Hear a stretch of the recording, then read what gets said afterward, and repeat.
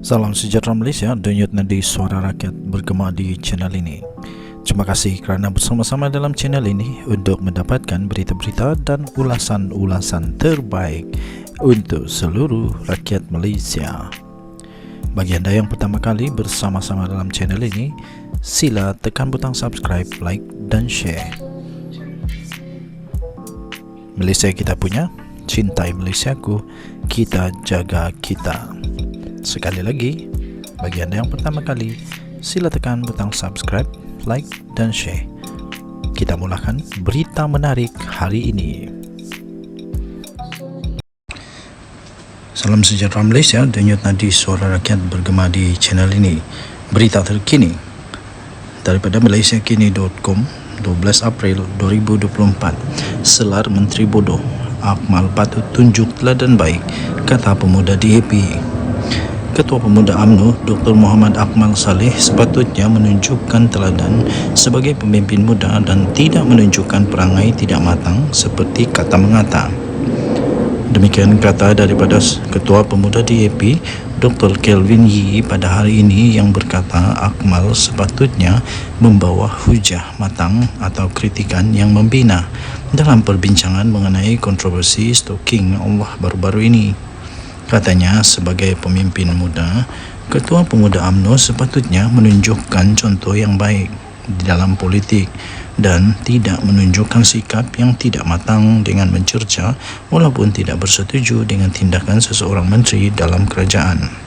Katanya, sama ada kita bersetuju atau tidak dengan tindakan atau kenyataan yang diperkatakan, sebagai seorang pemimpin muda, beliau sepatutnya membawa hujah yang wajar dan matang ke atas meja yang sama ada untuk menyangkal kenyataan itu atau untuk menambah kritikan membina pada isu yang dihadapi, katanya pada satu kenyataan baru-baru ini. Yee yang juga adalah ahli Parlimen Bandar Kuching merujuk kepada kenyataan daripada Dr. Akmal di Facebook beliau awal hari ini yang menafikan kempen boikot yang diperjuangkannya telah memburukkan ekonomi.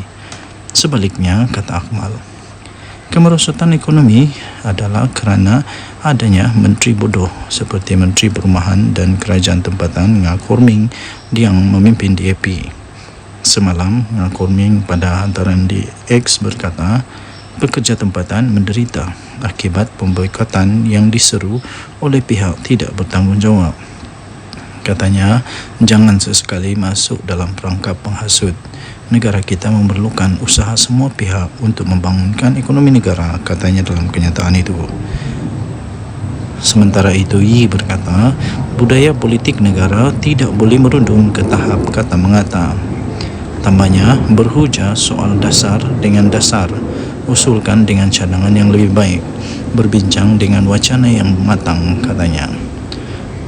Tambahnya lagi, barulah politik kita boleh matang dan benar-benar menambah nilai kepada masyarakat kita, katanya dalam kenyataan itu. Sebelum ni, Akmal menyeru boikot terhadap KKMAT berhubung isu stoking Allah dan terhadap produk usahawan kosmetik Alif Sukri selepas video hari raya yang terakhir itu dianggap tidak menghormati kesucian Ramadan. Pada bulan lalu, imej stoking yang mengandungi kalimah Allah yang dijual di cawangan KKMAT Bandar Sunway telah tular di media sosial mencetuskan kekecohan. KKMAT segera memohon maaf kepada semua pelanggannya, khususnya masyarakat Islam, dan menghentikan penjualan stoking tersebut. Walaupun telah memohon maaf, Akmal bertegas bahawa boikot terhadap KKMAT mesti diteruskan. Pada Mac yang lalu, Chai dan isterinya Lo Siu Mui selaku pengarah telah pun diheret ke Mahkamah Session Shah Alam dan didakwa dengan pertuduhan sengaja melukakan perasaan orang Islam. Mereka mengaku tidak bersalah dan mohon untuk dibicarakan. Selain menjadi sasaran kempen boikot khususnya daripada pemuda UMNO, 3 kedai serbaneka KKMAT diserang cubaan bom api. Yang di-Pertuan Agong, Sultan Ibrahim Sultan Iskandar kemudiannya menggesa semua pihak berhenti mengambil kesempatan terhadap isu itu. Dan baginda bertitah, perkara berkenaan perlu diselesaikan dan diserahkan kepada pihak berkuasa.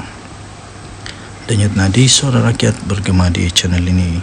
Jangan lupa untuk tekan butang subscribe, like dan share. Untuk mendapatkan berita lengkap, sila layari malaysiakini.com bertarikh 12 April 2024 bertajuk Selar Menteri Bodoh, Akmal Patut jadi tunduk teladan yang baik, kata pemuda di AP. Malaysia kita punya, cintai Malaysia aku, kita jaga kita. Kita jumpa lagi, bye-bye. Salam sejahtera Malaysia, denyut nadi suara rakyat bergema di channel ini. Ada seorang kawan minta saya untuk buat ulasan tentang statement daripada Razi Jidin yang dia perli Rafizi Ramli supaya bersaralah sebab konon-konon ekonomi Malaysia sekarang tak berapa nak bagus. Pertama sekali, saya tidak setuju dengan Razi Jidin kerana apa yang disebut oleh Razi Jidin bagi saya tak semestinya berfakta. Sebab sekarang yang kita lihat faktanya ialah ekonomi Malaysia sekarang memang dalam keadaan yang baik, yang bagus, dalam proses untuk dipulihkan. At least dalam proses dipulihkan, bukanlah tak pulih-pulih.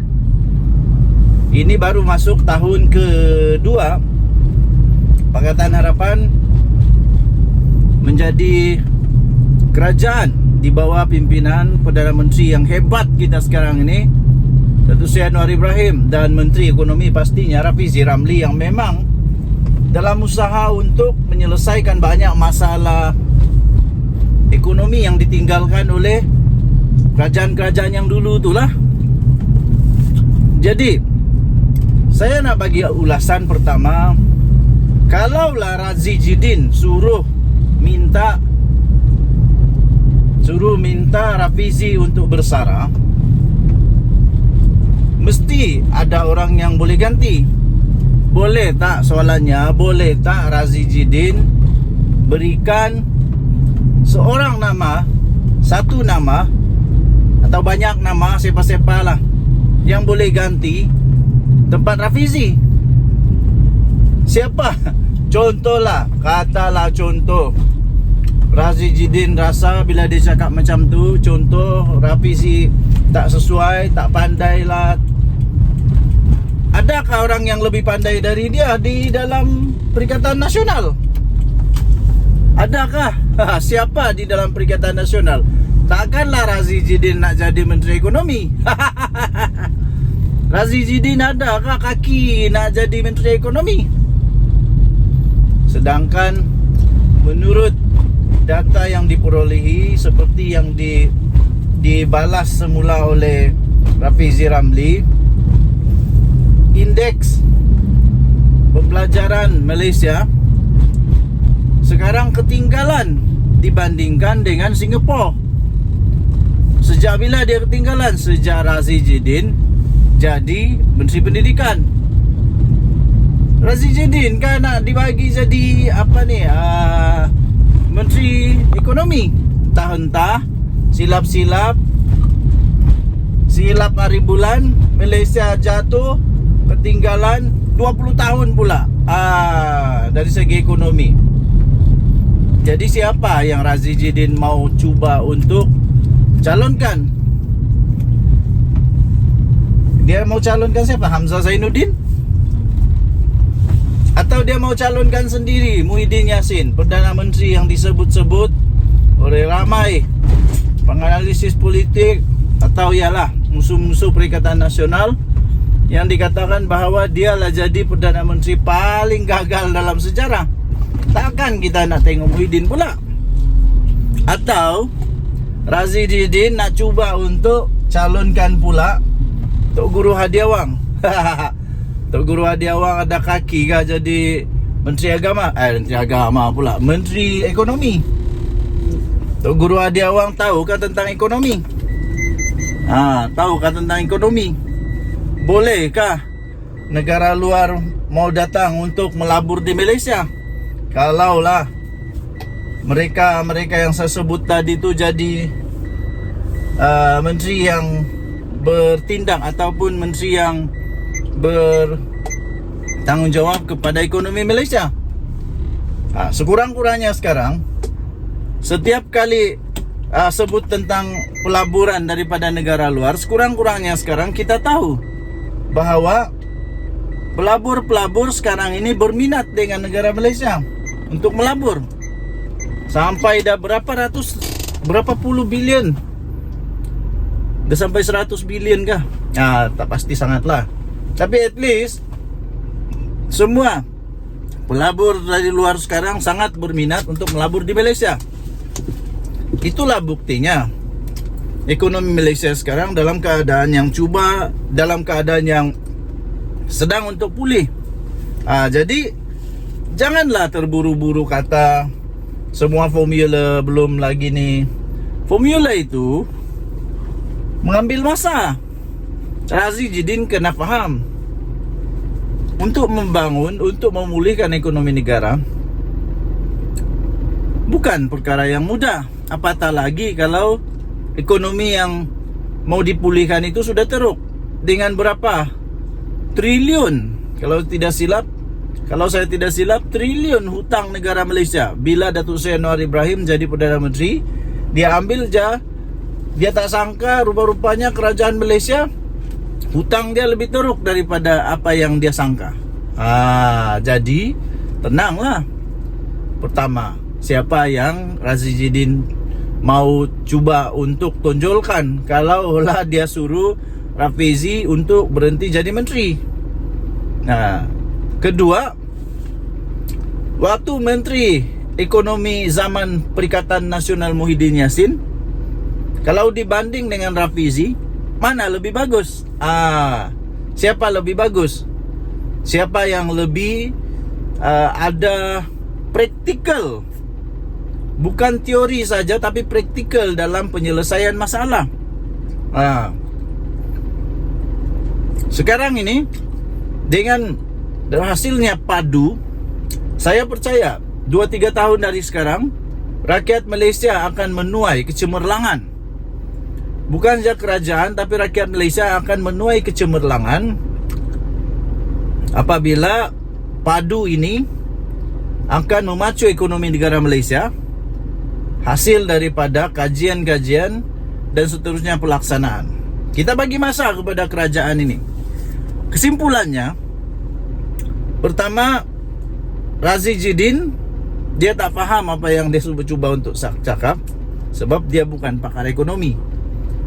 Dia tak pernah pegang tentang ekonomi. Yang dia tahu adalah dia pernah jadi Menteri Pendidikan. Lepas tu, kesimpulan kedua, saya tidak setujulah kalau Rafizi Ramli ditukar. Kenapa? Kita dah penatlah tukar. Bagi masa untuk orang yang dapat deliver keputusan yang bagus dengan teori, dengan kajian dan pelaksanaan yang bagus ini. Bagi masa 2-3 tahun lagi kita baru tengok semula apa hasilnya. Bukan tup-tap nak tukar lah, nak nilah, bersara lah. Kalau nak bersara, apa kata Razi Jidin bersara? Dia nak tak? Cermin diri dulu. Okey, jadi apapun, kita harap semoga negara Malaysia akan terus aman makmur, terus dapat banyak pelaburan daripada luar negara, daripada dalam negara, dan akhirnya negara Malaysia, rakyat Malaysia sendiri dapat merasai nikmat kebahagiaan kekayaan negara Malaysia. Denyut nadi suara rakyat bergema di channel ini. Selamat Hari Raya saya ingin ucapkan kepada seluruh rakyat Malaysia. Kita jumpa lagi, bye-bye.